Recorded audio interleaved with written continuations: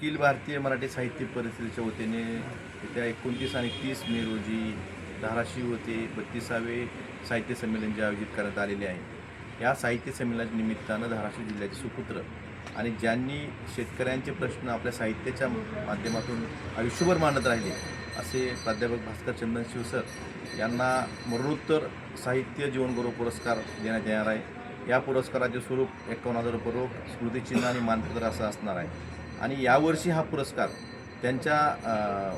त्यांनाच म्हणजेच त्यांच्या सुविद्य पत्नी श्रीमती कमलताई चंदनशिव यांना देण्यात येणार आहे। त्या पुरस्काराचं निमंत्रण त्यांना आम्ही देण्यासाठी या ठिकाणी साहित्य परिषदेच्या पदाधिकाऱ्यांसह आलो होतो आणि त्यांनी हे निमंत्रण मान्य केलेलं आहे। त्या स्वतः येऊन त्या पुरस्काराचा स्वीकार करतील आणि इथून पुढेही हा पुरस्कार दरवर्षी भास्कर चंदनशिव सरांच्या स्मृतिप्रित्यर्थ दरवर्षी साहित्य क्षेत्रात चांगलं काम करणाऱ्या व्यक्तींना देण्यात येणार आहे।